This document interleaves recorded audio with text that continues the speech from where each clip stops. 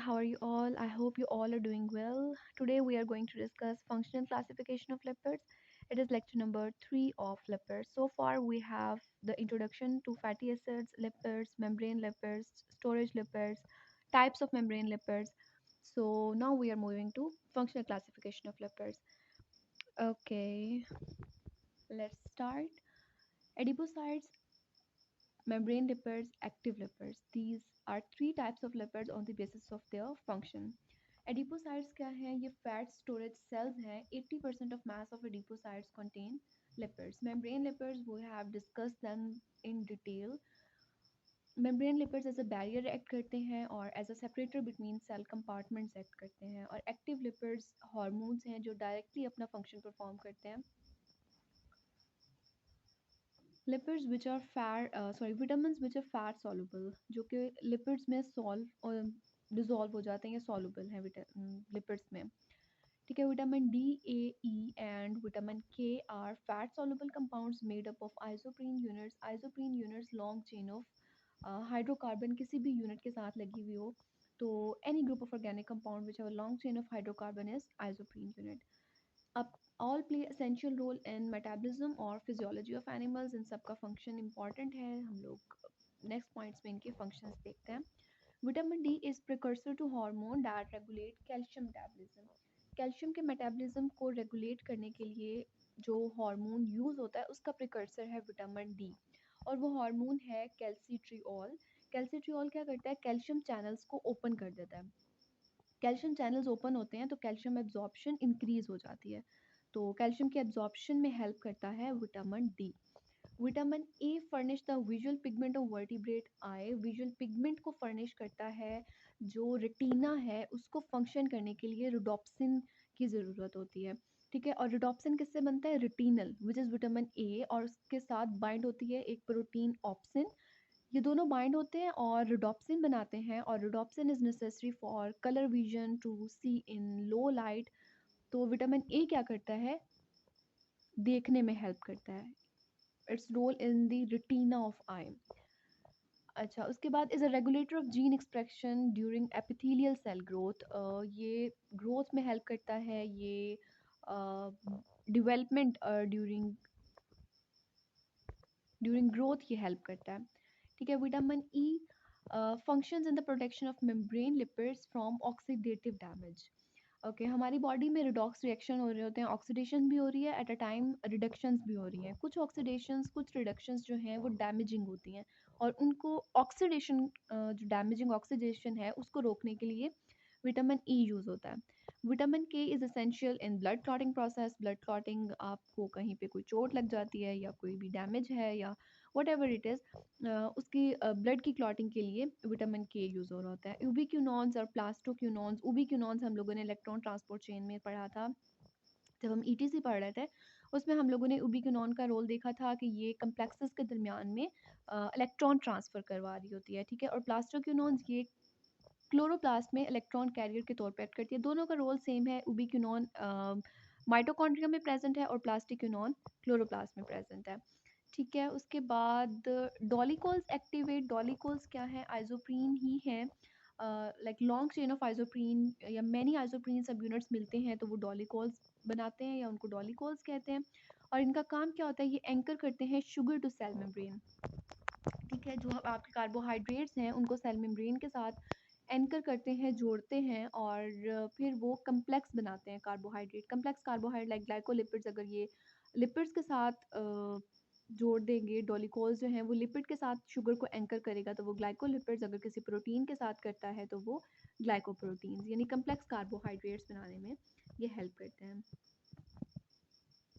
Next, ये steroid hormones हैं. Steroidal hormones जो हैं वो हमारी बॉडी में स्टोर नहीं होते.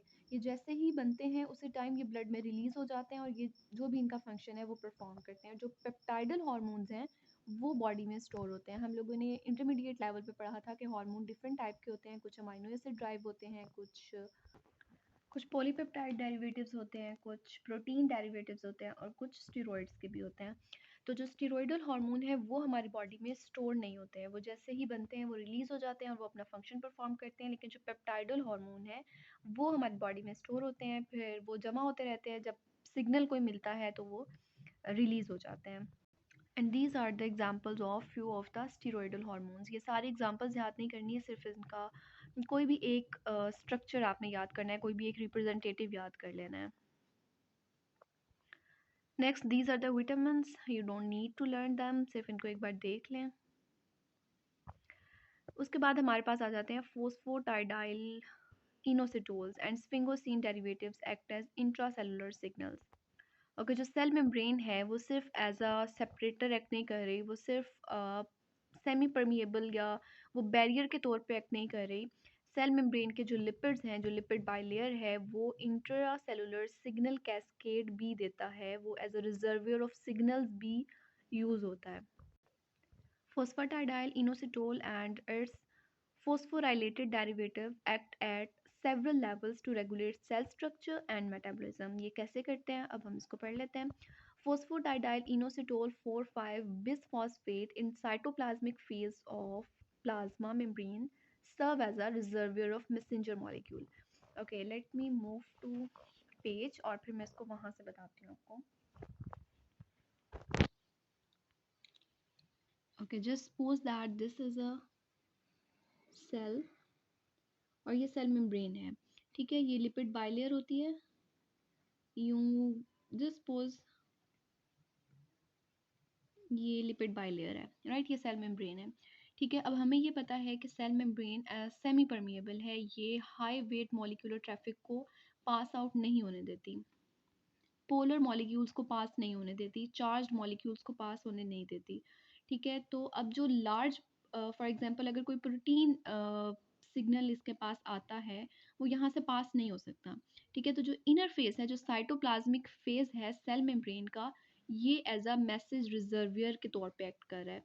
ये आउटर फेज है और ये इनर फेज है, जो साइटोप्लाज्म की तरफ है वो साइटोप्लाज्मिक फेज है। ये एज अ मैसेज रिजर्वियर के तौर पे एक्ट कर रहा है।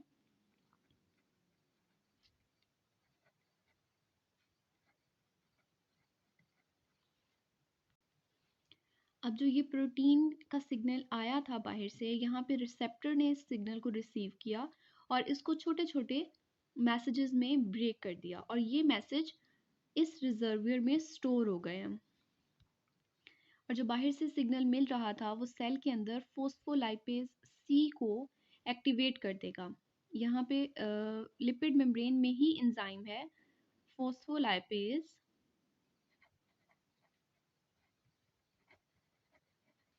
सी, PLC भी इसको कहते हैं।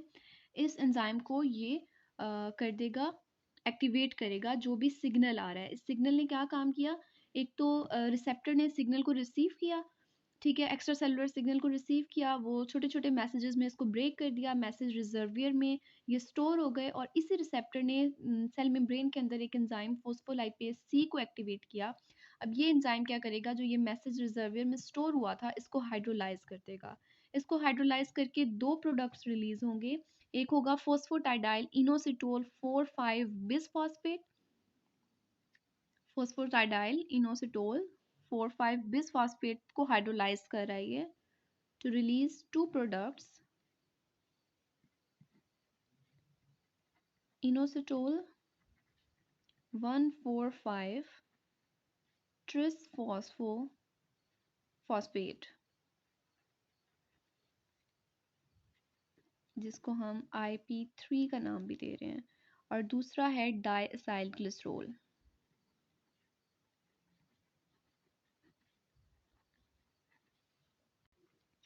ठीक है, अब इसमें क्या हुआ था कि बाहर से एक मैसेज आया था, ठीक है, वो रिसेप्टर ने रिसीव किया, इस मैसेज को ब्रेक किया, मैसेज रिजर्वियर के पास स्टोर करवाया।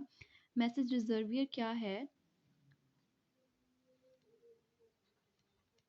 फोस्फाटाइडाइल इनोसिटोल 4,5 बिसफॉस्फेट,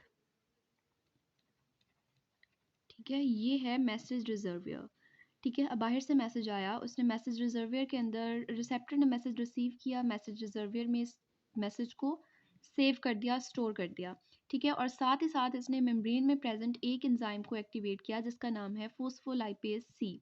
फोस्फोलाइपेज सी ने फोस्फोटाइडाइल इनोसिटोल को हाइड्रोलाइज किया जिसके अंदर मैसेज स्टोर हुआ था। ठीक है, और इसको कन्वर्ट कर दिया दो प्रोडक्ट्स में, इनोसिटोल 1,4,5 ट्रिसफॉस्फेट IP3 जिसको कहते हैं, और डायसाइल ग्लिसरोल।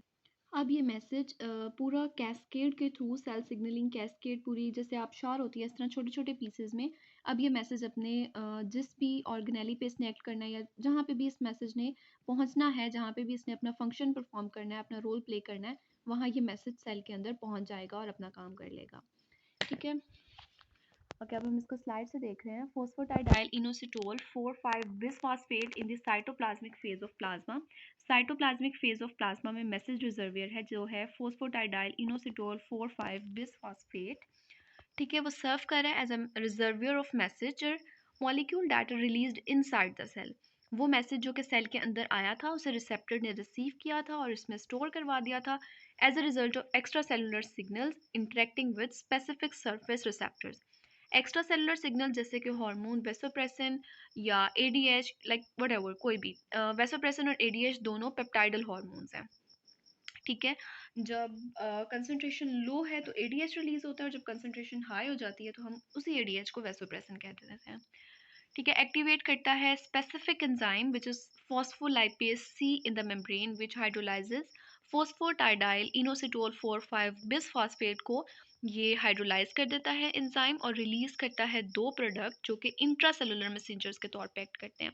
फिर इन मैसेंजर्स में से पूरी एक मैसेज कैस्केड फ्लो करेगी और वो मूव करेगी अपनी जहाँ पे भी उसने परफॉर्म करना है फंक्शन, जो भी उसकी साइट ऑफ एक्शन है वहाँ पे वो चली जाएगी। ठीक है, उसके बाद नेक्स्ट है prostaglandins. Prostaglandins exist in virtually every mammalian tissue, acting as local hormones. They have important physiological and pharmacological activities. Prostaglandin lipid है 20 कार्बन लॉन्ग, जो एराकिडोनिक एसिड हमने पढ़ा था, उसमें 4 डबल बॉन्ड प्रेजेंट है, 4 जगह उसमें अनसेचुरेशन प्रेजेंट है। प्रोस्टाग्लैंडिन्स लिपिड्स हैं, 20 कार्बन चेन है उसकी, लॉन्ग है, और 5 कार्बन रिंग से ऑरिजिनेट हुआ है एराकिडोनिक एसिड से, और ये रिलीज़ होता है प्लाज्मा मेम्ब्रेन में। प्लाज्मा मेम्ब्रेन से रिलीज़ होता है, इट इज़ ये प्लाज्मा मेम्ब्रेन का लिपिड है और इसको प्लाज्मा मेम्ब्रेन से रिलीज़ करवाता है फोस्फोलाइपेजेस एंजाइम और metabolised by sequential actions of cyclooxygenase and respective synthesis. ठीक है, फॉस्फोलाइपेज इस एंजाइम को फ्री करवाता है और फिर ये लिपिड सेल के अंदर चला जाता है, मल्टीपल एंजाइम्स इसके ऊपर एक्ट करते हैं और फिर इसको छोटे छोटे स्मॉल मेटाबोलाइट्स में कन्वर्ट कर देते हैं। और जो प्रोस्टाग्लैंडिन्स है ये पेन्स कॉज करता है बॉडी के अंदर या फीवर कॉज करता है बॉडी के अंदर। जो प्रोस्टाग्लैंडिन है सेल मेम्ब्रेन का पार्ट है, इसको सेल मेम्ब्रेन से रिलीज करवाता है फोस्फोलाइपेजेस। ठीक है, और फिर इसके ऊपर एक्ट करता है साइक्लोऑक्सीजनेस, प्रोस्टाग्लैंडिन के ऊपर एक्ट करता है और उसे मेटाबोलाइट्स में कन्वर्ट कर देता है और वो मेटाबोलाइट्स बॉडी में different kinds of pains cause करते हैं, इंड्यूस करते हैं और फीवर। इसलिए हम लोग जो यूज़ करते हैं ब्रूफिन, पैनाडोल, एस्प्रिन वगैरह, वो एज एन इनहिबिटर एक्ट करती हैं और वो साइक्लोऑक्सीजनेज की प्रोडक्शन को रोक देती हैं।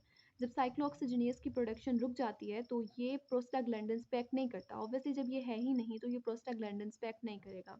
प्रोस्टाग्लैंडिन्स पे एक्ट नहीं करेगा तो प्रोस्टाग्लैंडिन्स कन्वर्ट नहीं होगा मेटाबोलाइट्स में और वो जो पेन या फीवर कॉज हो रहा था वो नहीं होगा। Membrane lipids and transport. Membranes defines the external boundaries of cells and control the molecular traffic across that boundary. High weight molecular traffic को membrane lipids नहीं जाने देती, कंट्रोल करती हैं, उनको पास आउट नहीं होने देती, चार्ज मॉलिक्यूल्स को पास नहीं होने देती, ये पोलर मॉलिक्यूल्स को पास नहीं होने देती और ये डिफाइन करती हैं एक्सटर्नल बाउंड्री ऑफ सेल। ठीक है, और they divide the internal space into discrete compartments, as compartment separator के तौर पे एक्ट करती हैं to segregate processes and compartment different processes को सेपरेट करने के लिए और डिफरेंट कंपोनेंट्स को एक दूसरे से अलग करने के लिए ये कंपार्टमेंट को सेग्रीगेट कर देती है। ठीक है, मेम्ब्रेन इज एसिमेट्रिक, मेम्ब्रेन जो है वो सिमेट्रिक नहीं है, एसिमेट्रिक है। इस बात का क्या मतलब है? हम लोग जब लिपिड बाइलेयर बनाते हैं तो this is a lipid bilayer,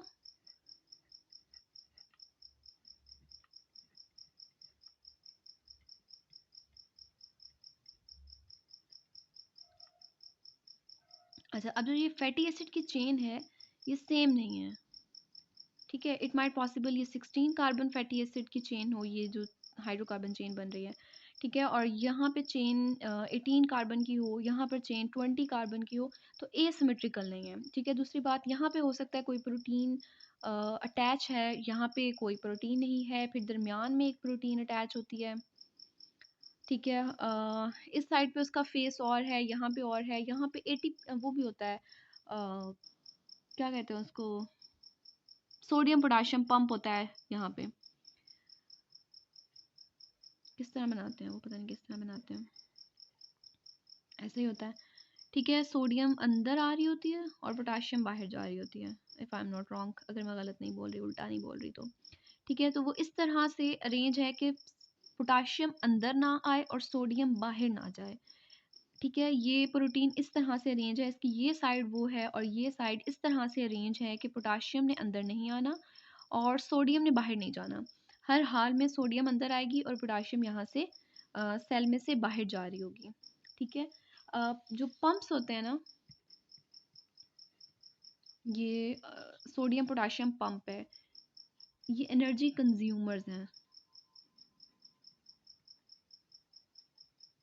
ATP को यूज़ करते हैं। और जो चैनल्स होते हैं, जैसे हमने कैल्सिट्रियोल का पढ़ा था कि वो कैल्शियम चैनल को ओपन कर देता है और फिर वहाँ से कैल्शियम एब्जॉर्प्शन इंक्रीज हो जाती है। कौन ओपन करता है? विटामिन डी ओपन करता है कैल्शियम चैनल्स को। तो चैनल्स जो हैं वो एनर्जी इंडिपेंडेंट हैं, चैनल्स आर एनर्जी इंडिपेंडेंट। ठीक है, ये एटीपी को यूज़ नहीं करते, दे मे यूज़ सम आयंस, ये किसी भी तरह की लिगेंड्स के साथ अटैच होकर ये ट्रांसपोर्ट कर लेते हैं, like passive transport you can say.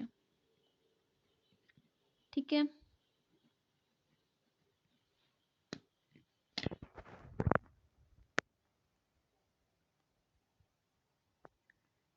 asymmetry because the inner and outer leaflets can have different lipid composition and contain different proteins. Membranes are flexible, self-sealing, selective permeable to polar solutes. Polar solutes के लिए ये selectively permeable है, non polar को यहाँ पोलर्स के लिए selectively permeable है, non polar तो इसमें से डिजोल्व होकर जा सकता है ना। ये देखो, जो इसका ये साइड है, जो टेल है, ये नॉन पोलर है और जो हेड है यहाँ पे भी ये पोलर है। ठीक है, अब जब नॉन पोलर कोई भी मॉलिक्यूल आता है वो यहाँ पे डिजोल्व हो जाता है, यहाँ से पास आउट होता है, इसमें डिजोल्व होता है और फिर यहाँ से रिलीज हो जाता है। ठीक है, अब अगर कोई पोलर मॉलिक्यूल आता है वो यहाँ से तो गुजर जाएगा, ठीक है, लेकिन वो यहाँ पे डिजोल्व नहीं होगा। जब वो डिजोल्व नहीं होगा तो वो आगे कैसे जाएगा, वो तो यहीं पे अटका रह जाएगा ना। उसमें से पास आउट होने के लिए उसको इसमें डिजोल्व होना पड़ेगा। जो चेन है, हाइड्रोफोबिक चेन है, उसमें उसे डिजोल्व होना पड़ेगा ताकि वो उसमें से पास हो जाए, डिफ्यूज होके दूसरी साइड पे वो आ सके। लेकिन अगर वो इसमें डिजोल्व ही नहीं हो रहा, अगर कोई पोलर मॉलिक्यूल आ रहा है तो वो नॉन पोलर में डिजोल्व ही नहीं होगा। जब वो डिजोल्व नहीं होगा तो वो आगे आउटर साइड से इनर साइड पे मूव नहीं कर सकेगा। ठीक है, उसके बाद फ्लेक्सिबल है और जहाँ पे कोलेस्ट्रॉल प्रेजेंट होता है वहाँ पे ये रिजिड हो जाती है, ये भी हम लोग पहले पढ़ चुके हैं। फिर membranes R sheet like structure, only 2 molecules thick, सिर्फ 2 मॉलिक्यूल थिक है, एक ये मॉलिक्यूल और एक ये मॉलिक्यूल है। That form closed boundaries between compartments, और ये क्लोज बाउंड्री बनाती हैं between compartments. Next biological membrane की प्रॉपर्टीज हैं, they include an array of proteins specialised for promoting और कैटलाइजिंग वेरियस सेलुलर प्रोसेस। इसमें प्रोटीन्स हैं जो कि फंक्शन परफॉर्म करती हैं, प्रमोट करती हैं, कैटलाइज करती हैं different type of cellular process को। At the cell surface, transporters move specific organic solutes and inorganic ions across the membrane. Transporters present होते हैं जो नॉन पोलर मॉलिक्यूल्स हैं, स्मॉल मॉलिक्यूल्स हैं, वो तो उसमें से पास हो जाएंगे सेल मेम्ब्रेन्स में से, लेकिन जो मॉलिक्यूल सेल मेम्ब्रेन से पास नहीं हो पा रहे उनके लिए वहाँ पे ट्रांसपोर्टर्स मौजूद होते हैं जो स्पेसिफिक ऑर्गेनिक सल्यूट्स को और इनऑर्गेनिक आयंस को सेल मेम्ब्रेन के अक्रॉस मूव करवाते हैं।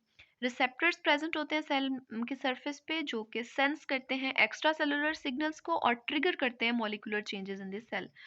ठीक है, एक्स्ट्रा सेलुलर सिग्नल को वो उन्होंने सेंस कर लिया, उसके बाद वो मैसेज, अगर वो कोई लार्जर प्रोटीन है, कोई लार्जर हार्मोन है, लाइक व्हाटएवर, जो कि सेल के अंदर मूव नहीं कर सकता, खुद सेल के अंदर जाके अपना कोई भी प्रोसेस है वो परफॉर्म नहीं कर सकता, तो वो मैसेज रिजर्वियर में स्टोर हो जाता है। फिर वहां से वो सिग्नलिंग कैस्केड होता है पूरा, वो ब्रेक डाउन होती है, दो प्रोडक्ट्स बनते हैं, फिर वो पूरा सिग्नल कैस्केड होता है, सारा वो छोटे छोटे प्रोसेसेस हैं जिनके थ्रू वो मैसेज ट्रांसफर होता है उस प्लेस तक जहाँ पे उसने अपना फंक्शन परफॉर्म करना होता है। ठीक है, और सेल मेम्ब्रेन क्या होता है, as an adhesion molecule act करती है to hold neighbouring cells together. Each type of membrane has characteristic lipids and proteins.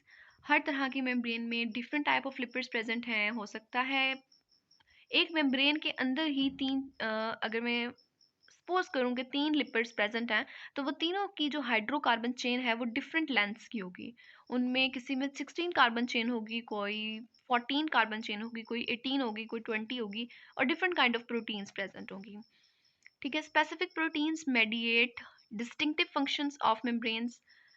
ठीक है, डिफरेंट फंक्शंस परफॉर्म करती हैं प्रोटीन्स, और वो फंक्शन क्या क्या हैं, एज ए पंप्स के तौर पे एक्ट करती हैं। पंप्स जो हैं वो एनर्जी डिपेंडेंट होते हैं, एनर्जी कंज्यूमर्स होते हैं, ये एटीपी यूज़ करते हैं। चैनल्स जो हैं वो एनर्जी इंडिपेंडेंट होते हैं, पैसिव ट्रांसपोर्टर्स के तौर पे एक्ट करते हैं। रिसेप्टर्स हैं जो सेल सिग्नल को क्या करते हैं, सेंस करते हैं। फिर ट्रांसड्यूसर्स हैं, एंजाइम्स हैं। Membrane proteins are embedded in lipid bilayer, उनके अंदर एम्बेड हुई हुई होती हैं, which create suitable environment for their action, जो कि उनके एक्शन में सुटेबल इन्वायरमेंट परफॉर्म करता है। Each kingdom, each species, each tissue or cell type and the organelles of each cell type have a characteristic set of membrane lipids, यानी membrane lipids universal नहीं है। ऐसा नहीं है कि membrane lipid की ये composition है और सब में सेम रहेगी। ठीक है, वो asymmetrical membrane है, उनकी characteristic have a different set of characteristic। Her kingdom में, हर स्पीशी में, हर टिश्यू में, हर सेल में, हर ऑर्गेनेली में उनका करेक्टरिस्टिक्स मेम्ब्रेन लिपिड की अलग है। फिर lipid bilayer is a basic structural element of membrane and thickness is 3 nm, 30 angstrom thick है। Glycerophospholipids, sphingolipids, sterols are insoluble in water. In aqueous medium they form microscopic liquid aggregates. I don't think ये ma'am ने पढ़ाया है। Hydrophobic moieties clustering together inside and the hydrophilic groups interacting with the surrounding water. बहुत basic सी चीज़ है, इसमें आज सच कुछ याद करने वाला नहीं है। Lipid bilayer basic structural element है, उसकी थिकनेस ये है। फिर ग्लाइस्ट्रोफॉस्फोलिपिड्स, स्फिंगोलिपिड्स और स्टिरोल। हम लोग जब लिपिड बाइलेयर पढ़ रहे थे, मेम्ब्रेन लिपिड पढ़ रहे थे, हम लोगों ने इसको बहुत डिटेल से पढ़ा है। ग्लाइस्ट्रोफॉस्फोलिपिड्स क्या होते हैं, स्फिंगो बैकबोन होती है, और ग्लिसरो बैकबोन के साथ अगर फॉस्फेट अटैच है तो वो ग्लिसरो फॉस्फोलिपिड है। स्टिरोल्स क्या हैं, और ये इनसॉल्युबल है वाटर में, और एक्वस मीडिया में ये क्या करते हैं, माइक्रोस्कोपिक लिपिड एग्रीगेट्स बना देते हैं। ठीक है, वहाँ पे ये एग्रीगेट हो जाते हैं, वहाँ पे ये जमा हो जाते हैं, क्योंकि वाटर में डिजॉल्व तो होंगे नहीं, तो एक्वस मीडिया में ये एग्रीगेट हो जाएंगे। ठीक है, और लिपिड है ही एक्चुअली, ये वाटर सॉल्युबल मॉलिक्यूल नहीं है, ये सब लिपिड्स आप जमा हो गए और इन्होंने सब ने मिलके सेल के इर्द गिर्द वो बना दिया है, बैरियर बना दिया है। ठीक है, हाइड्रोफोबिक मोइटी या हाइड्रोफोबिक जो चेन है इसकी, वो क्लस्टरिंग टुगेदर इनसाइड, वो इनसाइड है, और जो हाइड्रोफिलिक हेड्स हैं वो इंटरेक्ट कर रहे हैं एक्वस मीडिया से। जो इनर साइड है लीफलेट की, वो एक्ट करती है साइटोप्लाज्मा से, जो ऑब्वियसली एक्वस है, और 90% ऑफ साइटोप्लाज्म इज वाटर। और जो आउटर साइड है वो एक्स्ट्रा सेलुलर मीडियम, वो भी एक्वस मीडियम है, उससे इंटरेक्ट कर रही है। ठीक है, और उसके बाद ये मेम्ब्रेन बनाई हुई है, इसमें डिफरेंट मॉलिक्यूल्स अटैच हैं। यू ओनली हैव टू इसको याद नहीं करना, सिर्फ देखना है। ये आउटसाइड है, ये इनसाइड है, प्रोटीन्स हैं इसमें। और ये सिस, आई गेस ये हार्मोन अटैच है कोई, सॉरी हार्मोन ही अमाइनो एसिड है, सिस अमाइनो एसिड है, सिस्टीन होगा if I am not wrong. Okay, for lipid bilayer, one remarkable feature of all biological membranes is their flexibility, their ability to change shape without losing their integrity and becoming leaky. वो flexible है, वो अपनी shape change करती है लेकिन वो leaky नहीं है। ऐसा नहीं है कि उसने shape change की तो साइटोप्लाज्म सेल से बाहर आने लग गया। ठीक है, ये उसका रिमार्केबल फीचर है, लेकिन हम लोगों ने देखा था जहाँ पे कोलेस्ट्रॉल प्रेजेंट होता है वहाँ पे सेल मेम्ब्रेन की फ्लेक्सिबिलिटी कम हो जाती है, वहाँ पे रिजिडिटी आ जाती है। Basic basis for this property is the non-covalent interactions among lipids in the bilayer and the mobility allowed to individual lipids because they are not covalently anchored to one another. होता क्या है कि जो ये hydrocarbons हैं ये covalently attach नहीं है एक दूसरे के साथ। यू सी ये जो है जो टेल आपस में मिल रही है ये कोवलेंटली अटैच नहीं है, यहाँ पे वीक इंट्रैक्शंस हैं, लंडन डिस्पर्शन फोर्सेस है, यहाँ पे हाइड्रोजन बॉन्ड्स होंगे, आयनिक बॉन्ड्स होंगे जो कि वीक इंट्रैक्शंस हैं वो मूव करती रहते हैं। ठीक है, कोवलेंटली टाइटली बाउंडेड नहीं है ये। ये वीक इंट्रैक्शंस इनको क्या करती हैं, अलाउ करती हैं मोबिलिटी, ये मूव कर सकते हैं। Bases among lipids and the mobility allowed to individual because they are not covalently anchored to one another. Lipid bilayer structure is stable. Its individual phospholipid molecules have much freedom. जो पूरी की पूरी membrane है ना ये stable है, लेकिन जो इंडिविजुअल लिपिड है ये आपस में इंटरेक्ट, इन्होंने कोवलेंटली बाउंडेड नहीं है। ठीक है, ये इनके पास फ्रीडम है, ये मूव कर सकते हैं यहीं पे रहते हुए, लाइक यूं हो जाएंगे यूं हो जाएंगे, लेकिन पूरी की पूरी जो ये मेम्ब्रेन है ये स्टेबल है। जो इंडिविजुअल लिपिड है इनके पास फ्रीडम है कि ये मूव कर सकते हैं, और ये फ्रीडम किस वजह से है, क्योंकि ये कोवलेंटली एक दूसरे के साथ अटैच नहीं है, इनके दरमियान में वीक इंटरेक्शंस हैं जो इनको अलाउ करते हैं मूव करना, depending on the temperature and the lipid composition. फिर मेम्ब्रेन ट्रांसपोर्ट, गॉड कितना है and membrane transport, a few non-polar compounds can dissolve in the lipid bilayer and cross the membrane unassisted. Non polar molecules जो हैं वो dissolve हो सकते हैं lipid bilayer में, हम लोगों ने यहाँ देखा था। मैं बहुत ज़्यादा मेस क्रिएट कर देती हूँ ना,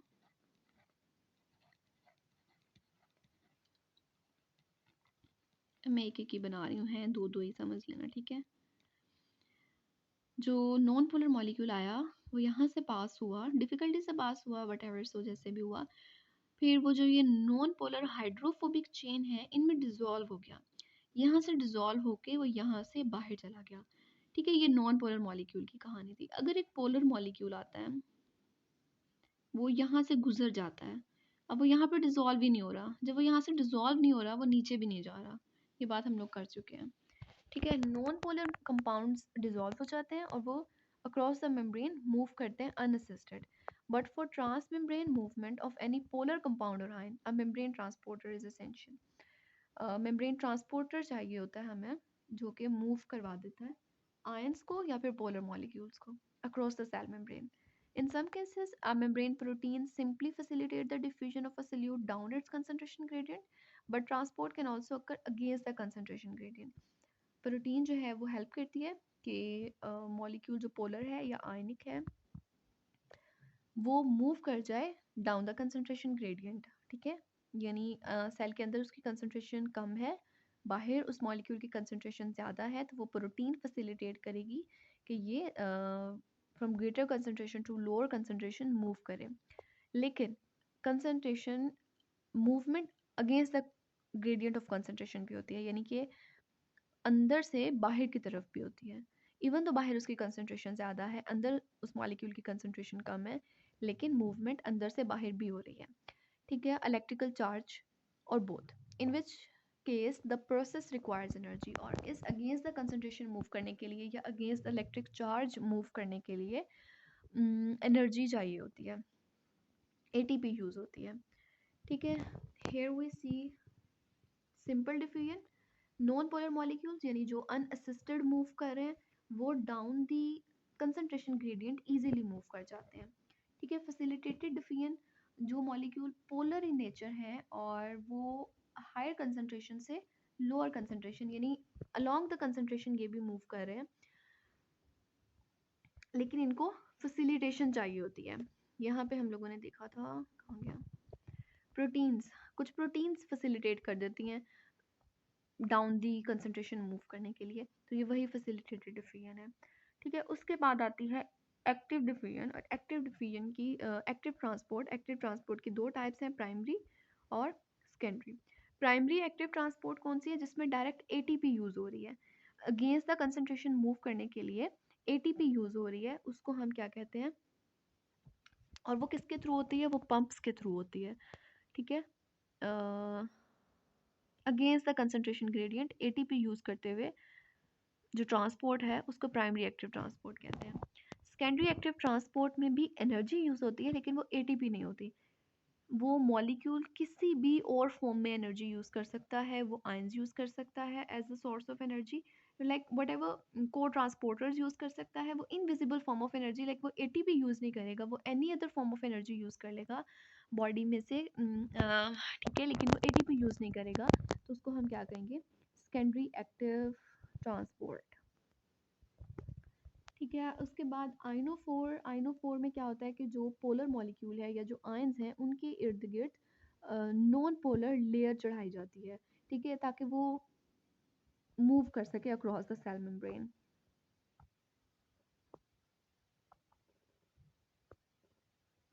ये आयन चैनल पंप होता है, ये पंप्स हैं दोनों। ठीक है, एनर्जी यूज कर रहे हैं, और जो आयन चैनल है वो down the electrochemical gradient may be graded by a ligand ion. ठीक है, किसी भी लिगेंड के साथ, किसी भी नॉन पोलर मॉलिक्यूल के साथ अटैच होके ये मूव कर जाता है। ठीक है, चैनल्स में एनर्जी यूज नहीं होती है, वो as a passive transport use करते हैं। वो किसी भी नॉन पोलर मॉलिक्यूल के साथ या कोई भी मॉलिक्यूल जो सेल मेम्ब्रेन में इजीली मूव आउट हो सकता है, इन और आउट, मूव इन और आउट हो सकता है, उसके साथ वो अटैच हो जाते हैं और वो अंदर बाहर आते जाते रहते हैं। ठीक है, आइनोफोर में क्या होता है, एक आयन है, चार्ज्ड मॉलिक्यूल है। ठीक है, फॉर एग्जांपल पॉजिटिव लगा दिया मैंने, इसके ऊपर इसके लेयर जो साइड पे नॉन पोलर लेयरिंग की होती है उन्होंने, जैसे हमारी ड्रग्स हैं वो हमें कैप्सूल में मिलती हैं, तो जो कैप्सूल है वो एक्चुअली लेयर है नॉन पोलर। चार्ज ड्रग के ऊपर नॉन पोलर कैप्सूल होता है ताकि वो सेल के अंदर मूव हो सके, डिसॉल्व होके, हाइड्रोफोबिक जो चेन्स हैं इनमें डिसॉल्व होके वो across the cell membrane move कर सके, इसलिए कैप्सूल डाला जाता है जो कि नॉन पोलर नेचर का होता है। आयनोफोर मीडियम दिया जाता है। ठीक है, आयन के ऊपर कवरिंग की जाती है, उसे इनक्लोज कर दिया जाता है किसी भी नॉन पोलर मीडियम के अंदर ताकि वो cross the cell membrane move कर सके। That's all for today, we have done with the third lecture of lipids. अल्लाह हाफिज। Oh yeah, don't forget to remember me in your prayers. Allah Hafiz.